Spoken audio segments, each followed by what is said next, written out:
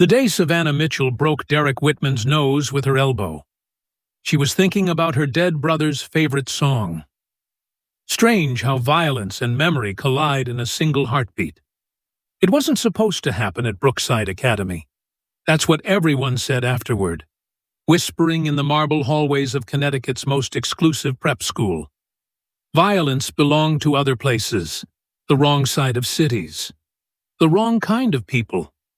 Not here, where manicured lawns cost more to maintain than most Americans earned in a year, where trust funds cushioned every fall, where even the cafeteria served grass-fed beef and organic quinoa. But Savannah knew better. She'd learned at 12 years old, standing over her brother Malik's body on a Chicago sidewalk. That violence didn't check zip codes. It just wore different masks. 3 months before the incident that would destroy the Whitman pharmaceutical empire, Savannah was just trying to disappear. That's what scholarship kids did at Brookside. Shrink themselves small enough to slip through the cracks of old money and new privilege. She'd perfected the art in her first 2 years walk quickly, but not too quickly. Speak when spoken to, but never first. Excel academically, but never outshine the legacy students whose great-grandfathers' names graced the buildings. If you're feeling that rush of what's going to happen next, hit that like button. It really helps more people discover these stories. And if you want to share where you're watching from, drop it in the comments below. For those who want to support more stories like this one, there's a thanks button right under this video. Every contribution, no matter how small, helps me bring you more inspiring tales of courage and standing up for what's right. Thank you for being here.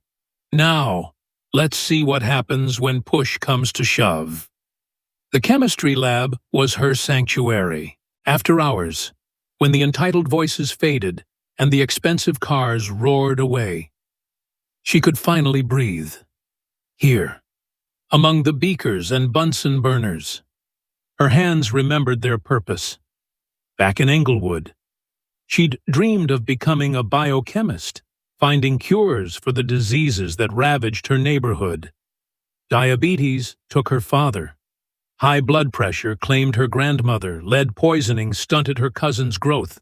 But it was a 9mm bullet that stole Malik, and there was no cure for that. She was calculating molecular weights that Tuesday evening in October when she heard it, a sound that didn't belong in Brookside's carefully orchestrated symphony of success. Someone was crying, not the performative tears of a girl who didn't make varsity lacrosse or a boy whose father bought him the wrong color Tesla. This was raw, animal grief, the kind that clawed its way up from your gut and left you gasping. Savannah set down her pencil. Through the lab's open door, she could see into the hallway. Derek Whitman, golden boy, cocaine prince, son of the man whose company had raised insulin prices 400% last year, was pressed against the wall. Phone clutched to his ear. "Dad, please." His voice cracked like ice over deep water. "I'll go to rehab. I'll do whatever you want. Just don't freeze the accounts. Please." She should have looked away, should have plugged in her earbuds, returned to her equations, minded her own business like her mother had taught her. "Keep your head down, baby," her mother would say, hands rough from cleaning other people's houses, eyes soft with worry. We can't afford trouble. But Savannah had inherited more than her mother's work ethic. She'd gotten her father's stubborn compassion, the kind that made him share his dialysis appointment times with neighbors who couldn't afford treatment, even as his own kidneys failed. So she watched as Derek Whitman, who'd never wanted for anything, who wore watches worth more than her mother made in 5 years, begged his father for mercy. The silence on the other end must have been devastating, because Derek's knees buckled. He slid down the wall, designer shirt riding up to reveal track marks on his forearm that his long sleeves usually hid. In that moment, he wasn't the untouchable heir to a pharmaceutical fortune. He was just another kid drowning in his own pain, using chemistry to numb what money couldn't fix. Then he looked up and saw her. The transformation was instant. Vulnerability vanished like cocaine up a nostril, replaced by something harder, meaner. He stood slowly, ending the call without another word. "You saw nothing." Not a question, a command, delivered with the casual authority of someone who'd been giving orders since he could talk. Savannah nodded, already turning back to her work. But it was too late. She'd seen him human, and, in Derek's world, that was an unforgivable sin. If you've ever witnessed someone's private breaking point, you know how it changes the air between you forever. Some people, grateful. Others, they'll destroy you for it. Derek chose destruction. It started small, the way calculated cruelty always does. A spilled beaker of hydrochloric acid that just happened to destroy the project she'd worked on for 6 weeks. "So sorry," Derek had said, his smile sharp as broken glass. "These scholarship students, always leaving their workstations messy." Dr. Rodriguez had frowned at the accusation but said nothing. Brookside teachers learned early that challenging the wrong students meant recommendation letters mysteriously vanished. Research funding dried up. Contracts didn't renew. The Whitman family had donated the new science wing. The Rodriguez family had emigrated from El Salvador 20 years ago. Simple math. Savannah rebuilt her project, back in Chicago. She'd learned to navigate around dealers on corners, to duck when she heard fireworks that might not be fireworks, to keep walking when the gangs recruited kids outside her building. This was just another dangerous territory with different predators. The second week brought digital warfare. Her laptop disappeared from her locked locker. Locks meant nothing when maintenance had master keys and maintenance staff had families to feed. It reappeared 2 days later in the second-floor bathroom, soaked in toilet water. Hard drive corrupted. 3 months of college application essays, gone. Her scholarship required maintaining a perfect GPA while juggling applications to schools she couldn't afford without full rides. "Tough break," Derek had commented in passing. "Cologne too expensive for teenagers wafting in his wake. Good thing you people are so resilient." You people. The phrase lodged in her chest like shrapnel. At Brookside, coded language was an art form. They couldn't say what they meant. That would be gauche. But everyone knew you people meant scholarship kids, brown kids, kids who didn't summer in the Hamptons or know which fork to use for the fish course. Savannah stayed late that night, rewriting essays on the library computers. The words came harder now, each sentence a small war. How do you write about your dreams when someone is systematically trying to destroy them? How do you craft hope on a screen when your hands shake with suppressed rage? Her mother called at 10:30. "You eating, baby?" "Yes, Mama." The lie came easily. Cafeteria meals cost extra after 5 p.m., and her account was already stretched thin. "Don't stay too late. That place isn't safe after dark." Savannah almost laughed. Her mother thought the danger came from outside Brookside's iron gates, from the have-nots who might prey on the haves. She didn't understand that the real predators wore Armani and smiled with veneered teeth. Week 3 brought escalation. Someone, Derek's friend Mason, probably, though she couldn't prove it, hacked her Instagram. She woke to 57 missed calls from her mother, who'd seen the pornographic images posted to her daughter's account.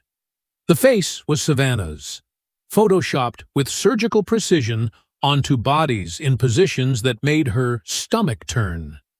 The caption, "Scholarship sluts do anything for A's. It's not real. Mama, it's fake. It's not me."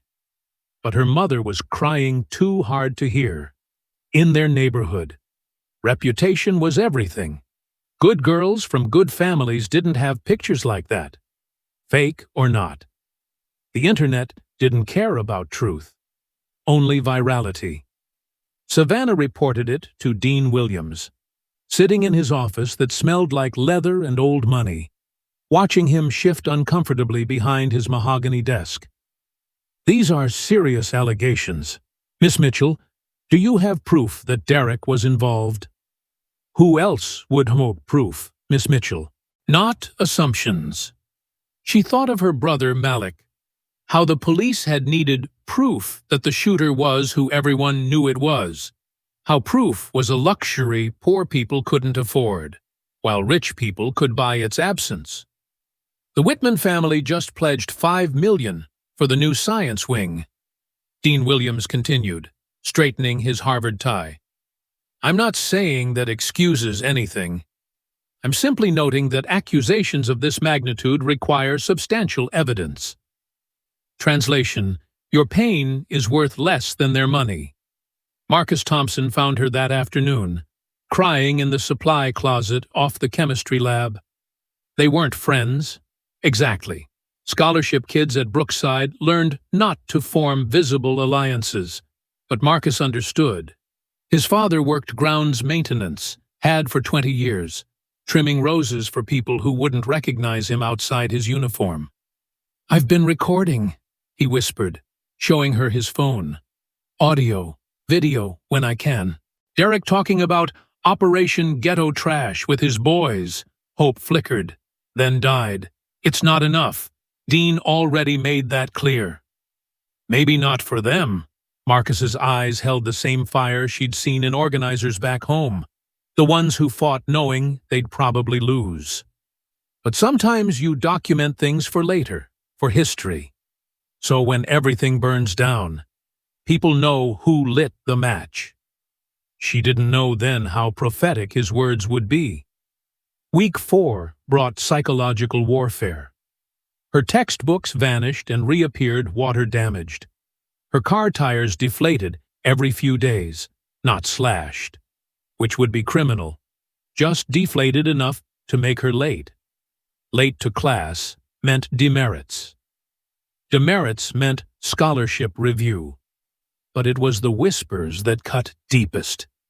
Derek had a gift for social assassination, planting rumors that spread like metastatic cancer through Brookside's body. That Savannah smelled, well, you know, different food, different hygiene standards. That she cheated. How else could someone from her background compete with us?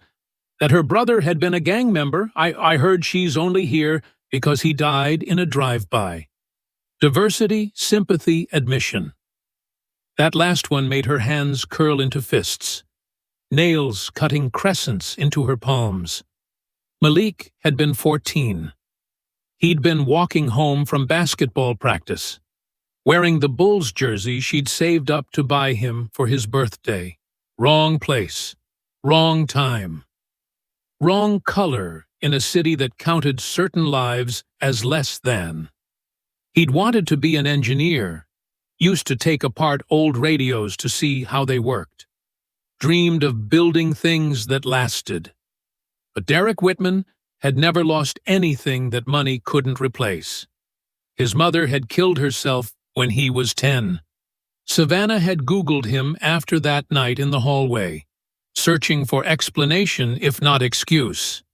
Pills, the article said delicately. An accidental overdose of sleeping medication. But money had buried the story, just like it buried everything inconvenient about the Whitmans.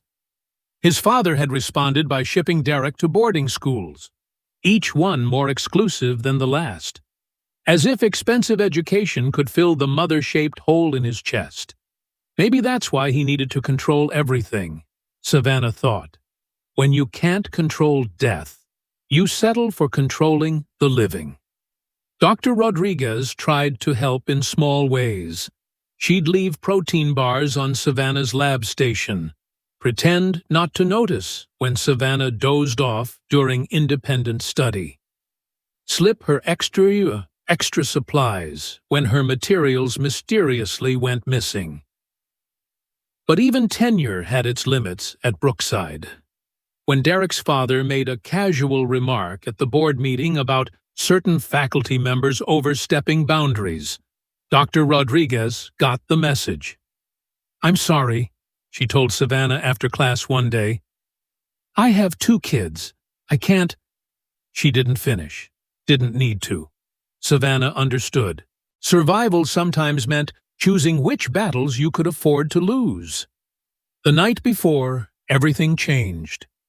She called her mother from the empty lab. Outside, November rain pelted the windows, each drop a small fist against the glass. "I don't know if I can do this.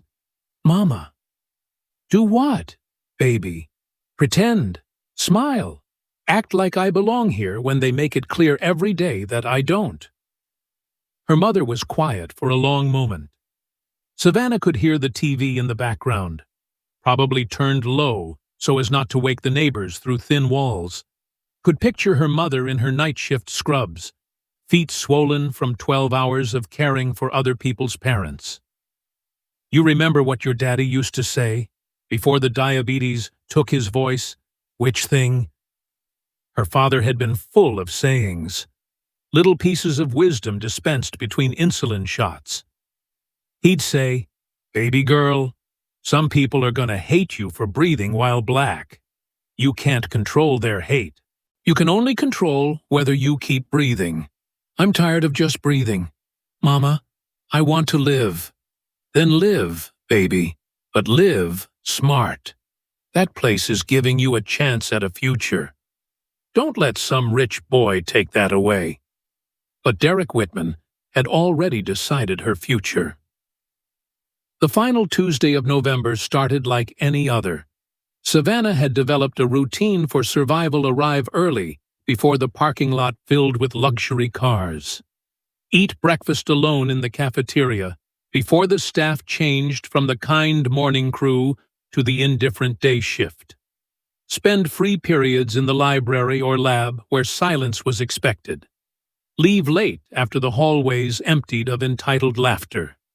She was titrating solutions for her advanced chemistry project, a new one, built from the ashes of everything Derek had destroyed. The lab was peaceful in that golden hour before sunset, equipment gleaming like surgical instruments, the periodic table watching from the wall like a guardian of order in chaos. Then she heard footsteps, multiple sets, moving with the coordinated purpose of a hunting pack. The door burst open. Derek stood there with 3 friends, Mason, Tyler, and Caleb, the 4 horsemen of Brookside's social apocalypse, sons of senators and CEOs, boys who had been taught that consequences were for other people. "Working late again," Derek's voice held that particular tone of manufactured concern. "You know what they say about all work and no play." Savannah didn't look up from her beaker. "Lab closes at 9. I have permission to be here." "Permission?" He said it like a foreign word, rolling it around his mouth. "Must be exhausting, always needing permission, always following rules." He moved closer, cologne sharp as a slap. "Tell me, scholarship, do you ever just take what you want?" The others laughed, spreading out to flank her workstation. Pack tactics. In Englewood, she'd learned to recognize when violence was shifting from potential to kinetic. The air changed, molecules rearranging themselves to make room for what was coming. "I'm going to finish my work," she said evenly. "Then, I'm going to leave." "Are you?" Derek picked up her notebook, flipping through months of careful calculations. "Looks complicated. Be a shame if something happened to it." Again, she reached for the notebook. He pulled it back, playing keep away like they were children on a playground instead of near adults in a laboratory full of corrosive chemicals. Give it back. Or what? His pupils were dilated, nostrils flaring slightly. High again, inhibitions dissolved like sugar in acid. You'll report me? We both know how that worked out. Derek? One of his friends, Tyler maybe, sounded uncertain. Dude, maybe we should… Shut up. Derek didn't take his eyes off Savannah. I'm teaching a lesson here about knowing your place, about keeping your mouth shut when you see things that aren't your business. And there it was, the root of all this carefully orchestrated torture. She'd seen him vulnerable, and he couldn't forgive her for existing in that moment.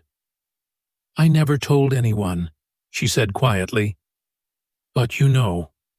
His voice cracked slightly, the same way it had during that phone call. You walk around here knowing, looking at me with those eyes like you pity me, like you think you're better than me. I don't… Shut up!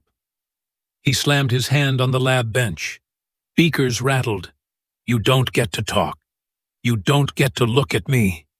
You don't get to exist in my space, breathing my air, thinking you understand anything about me. The rage was volcanic now. Weeks of cocaine paranoia and family pressure erupting through the cracks in his perfect facade. His friends exchanged glances, recognizing too late that they'd followed him past the point of plausible deniability. Derek, man, chill. Mason stepped forward.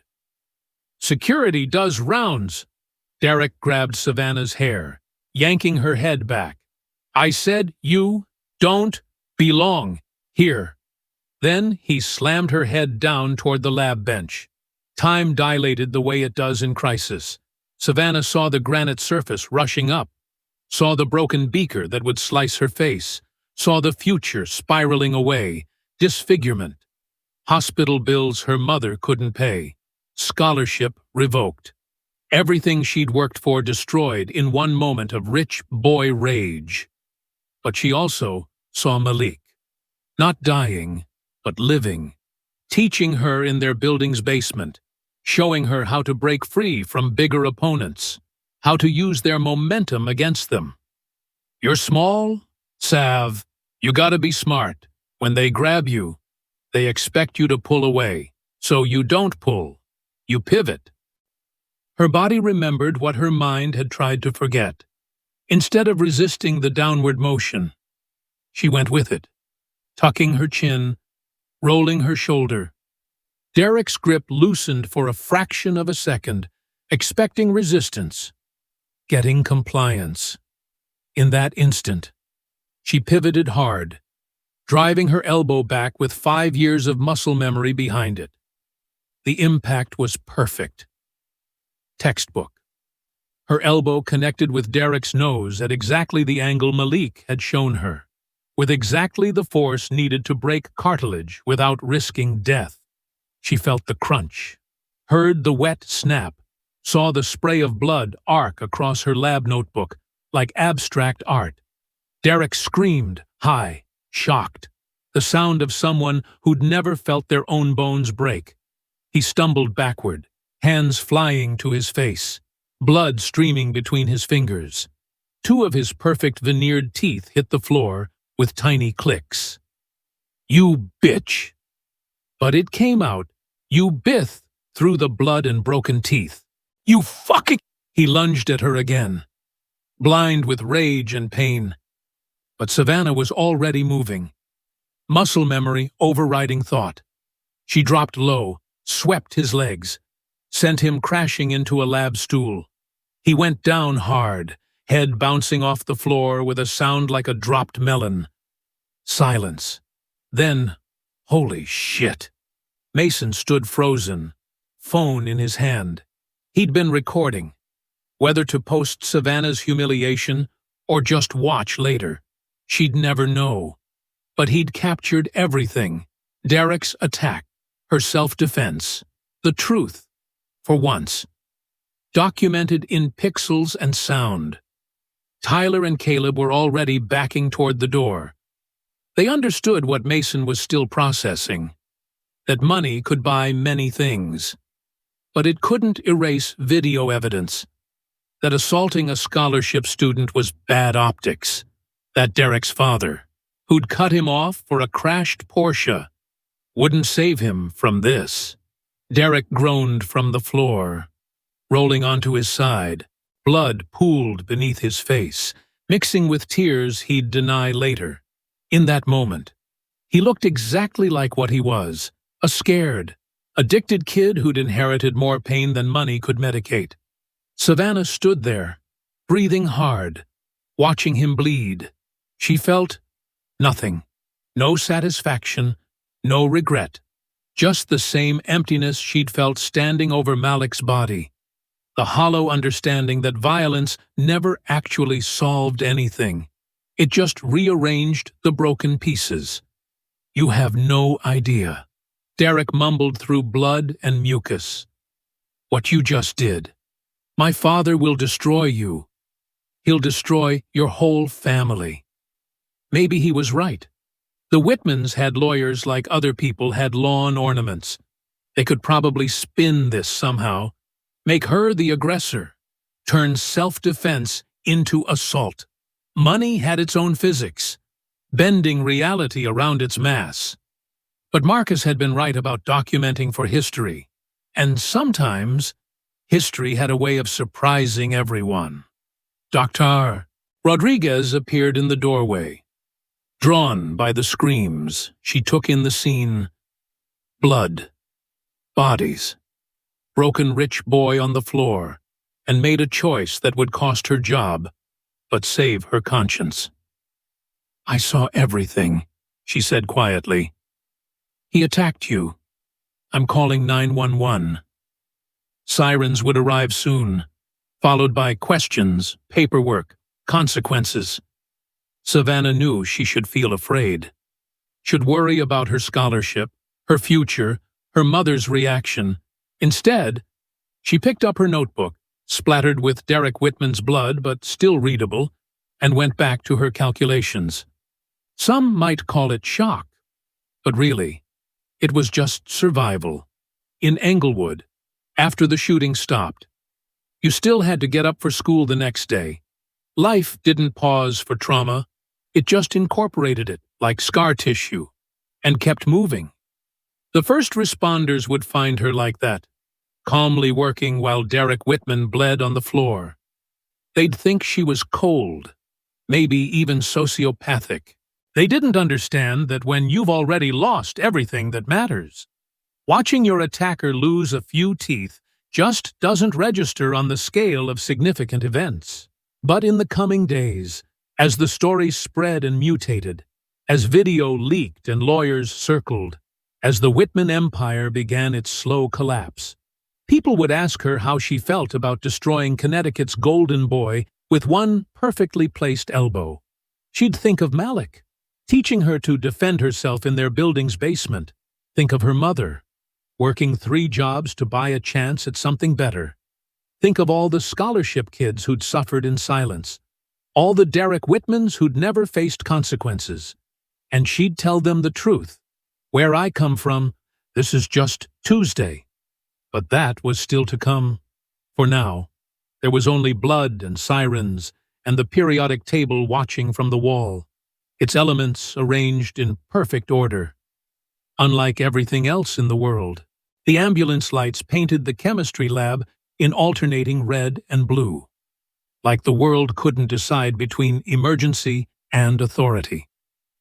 Savannah sat on a metal stool, still holding her pencil, while EMTs worked on Derek Whitman. They'd stopped the bleeding, stabilized his neck, checked for concussion. Professional hands doing professional work.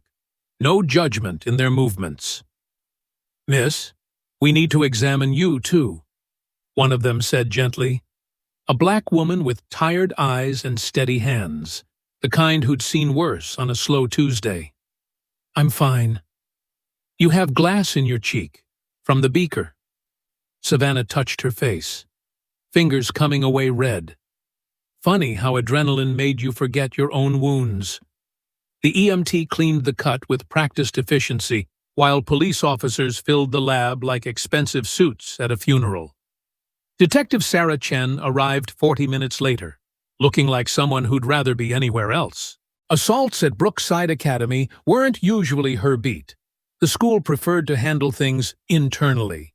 But when the injured party was pharmaceutical royalty and videos were already circulating, internal became external real fast. "Tell me what happened," Detective Chen said, notepad ready. So Savannah told her. The facts, clean and simple, no emotion, no elaboration, just timeline and actions, like a lab report.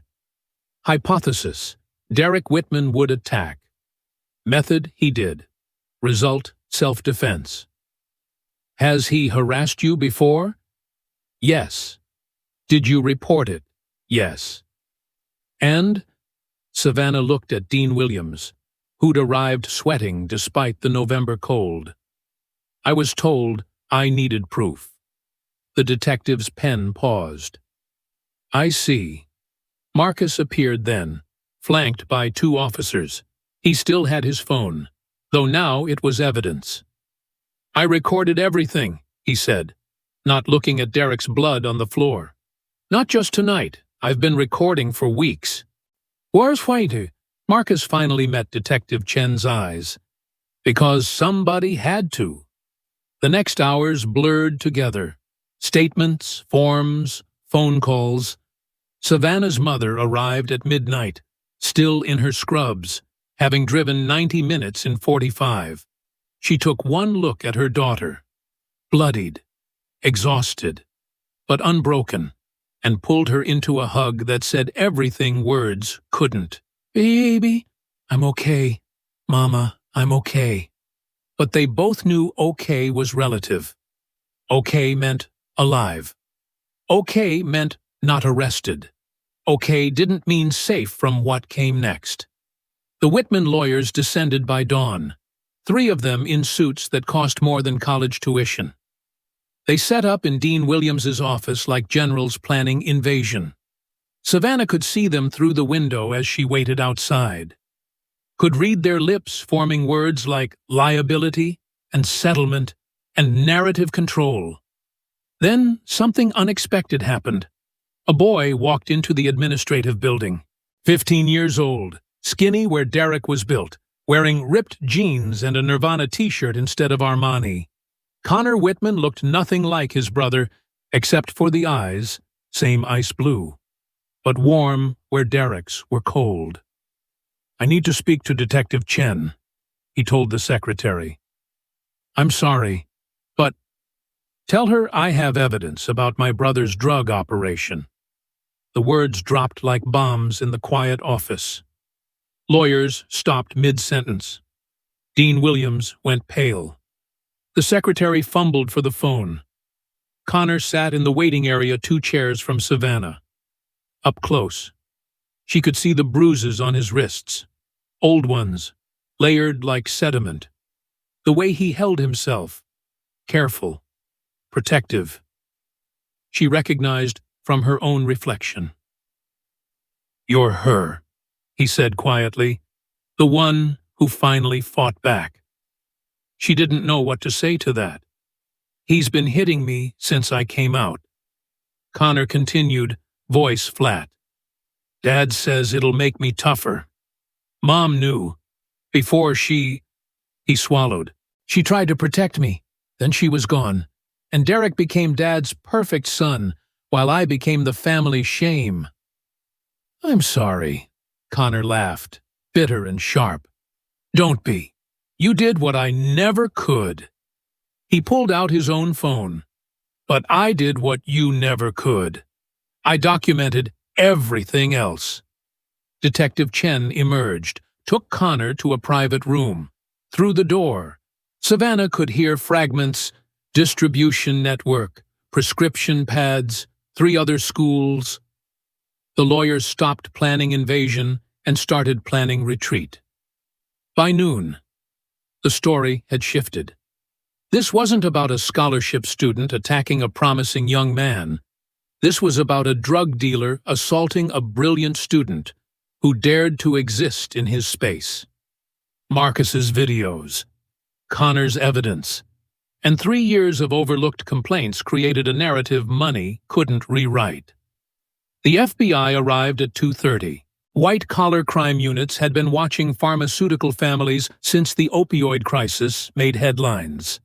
A prep school drug ring run by the heir apparent. That was Christmas morning for ambitious prosecutors. Derek was arrested in his hospital bed.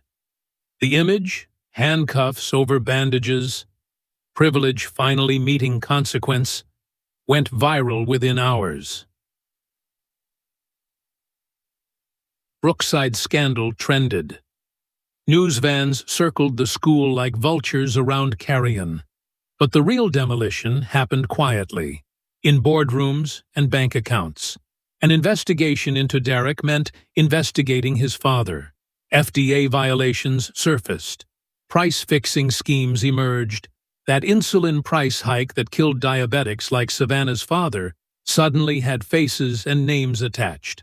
Whitman Pharmaceuticals' stock plummeted 40% in 3 days. Board members distanced themselves. Political donations got returned. The empire built on suffering developed sudden cracks in its foundation. Dr. Rodriguez kept her job. Barely. The school needed someone to blame who wasn't them, and she'd made the mistake of having a conscience. But tenure and teacher shortage meant they couldn't fire her outright. She'd spend the rest of her career marginalized but present. A reminder that sometimes doing right came with a price. Savannah finished her senior year in strange peace. The other scholarship students nodded at her in hallways now, small acknowledgments of shared survival. Some wealthy students tried to befriend her, suddenly interested in her fascinating background. She ignored them all, focused on her applications, her work, her mother's dream of seeing her in a cap and gown. Yale accepted her in March. Full ride. Pre-med track. Everything she'd worked for, despite Derek's best efforts to destroy it. When the letter came, her mother cried for 20 minutes straight, holding that cream-colored paper like salvation itself. "Your father would be so proud," she whispered. Malik, too. Connor Whitman emailed her once, after testifying sent his father to federal prison and his brother to medium security. "Thank you," he wrote, "for showing me that fighting back was possible. I'm living with my aunt now. She lets me paint and doesn't mind who I love. It's strange. Having peace, I hope you find yours too." She didn't reply. What could she say? That peace was a luxury she couldn't afford yet. That survival was its own form of victory. That some nights she still felt Derek's hand in her hair and tasted blood that wasn't there. Instead, she forwarded him information about therapy resources. Sometimes the best gift was pointing toward a door, even if you couldn't walk through it together. Graduation day arrived like an exhale after holding your breath too long. Savannah walked across that stage in front of the same parents who'd whispered about her, the same administrators who'd dismissed her, the same system that tried to break her. Her mother sat front row, camera shaking with proud hands, surrounded by the extended family who'd driven up from Chicago, aunts and uncles who'd survived their own Brookside academies, cousins who knew that sometimes victory looked like still standing when the smoke cleared. Dean Williams handed her the diploma, his smile as empty as his promises had been. "Congratulations, Miss Mitchell. You've certainly left your mark on Brookside." She took the paper, her ticket out, her mother's sacrifice made tangible, and looked him in the eye. "No, Brookside left its mark on me. I'm just returning the favor." In the crowd, she spotted Connor with his aunt, wearing a rainbow pin on his graduation cap. He'd transferred to public school, started therapy, begun healing. Their eyes met across the rows of chairs, two survivors recognizing each other's scars.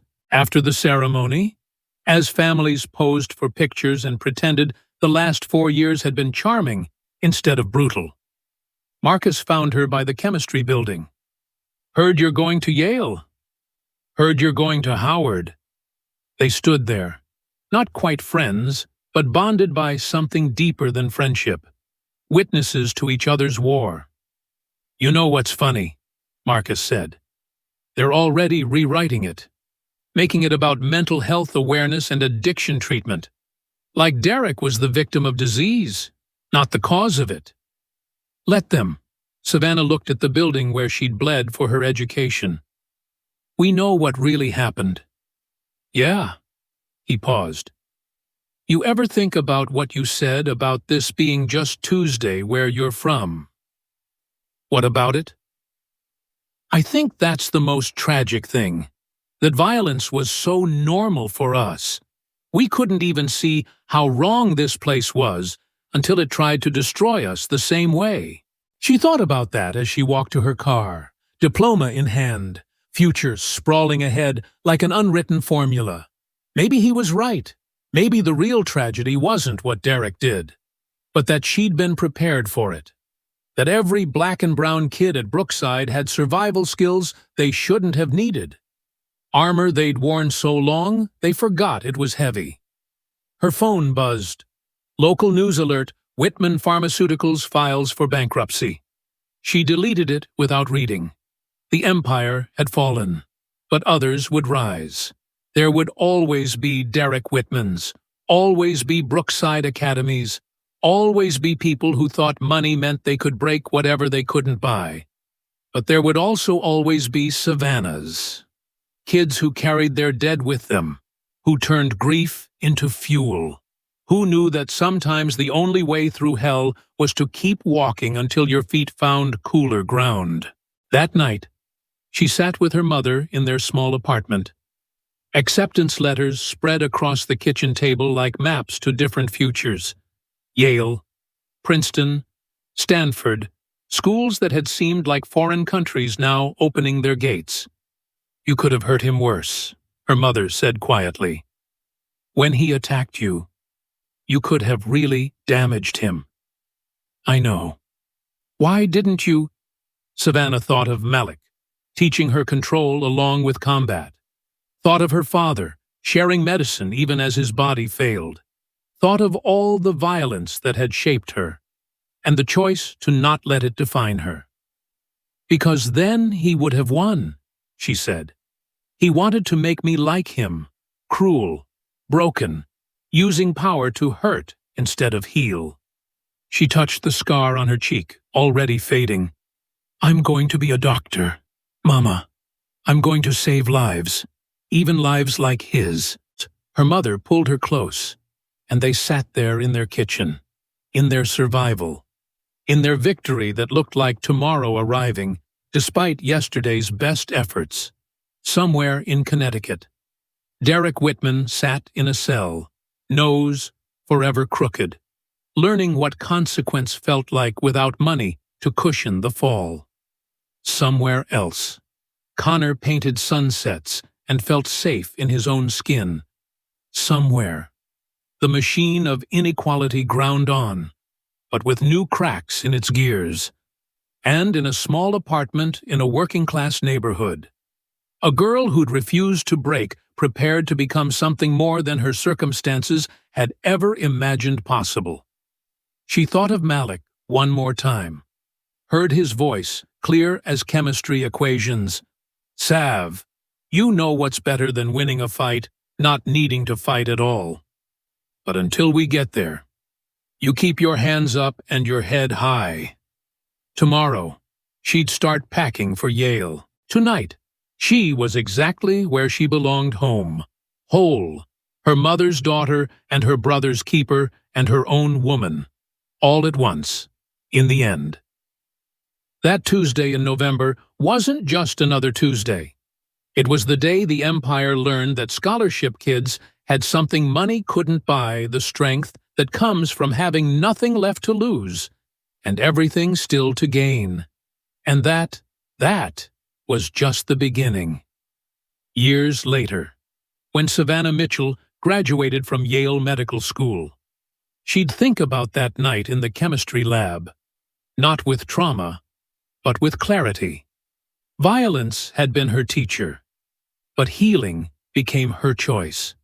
She specialized in emergency medicine, working in Chicago's South Side, treating kids who looked like Malik, saving lives in the same neighborhoods that had taken so much from her. Derek Whitman served 3 years. His father died in federal prison. Connor became a social worker, helping LGBT youth escape abusive homes. The Brookside chemistry lab got renovated. Blood stains covered with fresh paint and new lies. But truth has a way of seeping through, like light through cracks. And sometimes, just sometimes, that's enough to change everything. The day Dr. Savannah Mitchell saved her first teenage overdose, a white boy from the North Shore, same age Derek had been, she felt the circle close. His parents arrived in designer clothes, reeking of privilege and panic, demanding special treatment for their special son. She treated him exactly as she treated everyone with competence, compassion, and the hard-won knowledge that addiction didn't check bank accounts before claiming lives. "He's stable," she told them, "but he needs real help, not lawyers or cover-ups. Treatment." The mother broke down crying.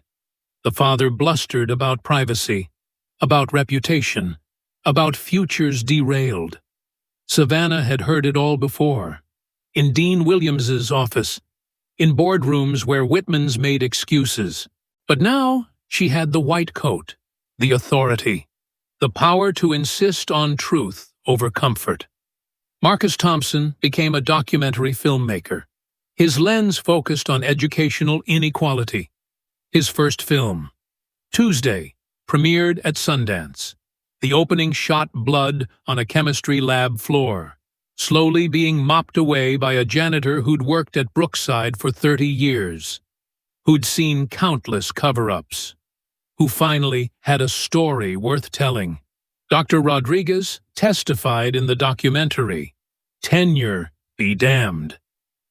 "We all knew," she said into the camera, "every teacher, every administrator. We knew what they did to scholarship kids. We just valued our jobs more than their pain." Connor Whitman watched the film at a screening in Los Angeles, his husband holding his hand during the hardest parts. When it ended, someone asked if he regretted destroying his family. "They were never my family," he said simply. "Family doesn't break your ribs for being yourself." Savannah Mitchell taught me that fighting back was possible. But more importantly, she taught me that surviving well is the best revenge. And perhaps that was the real lesson of Brookside Academy, not that violence solves problems, but that sometimes standing your ground changes the geography for everyone who comes after.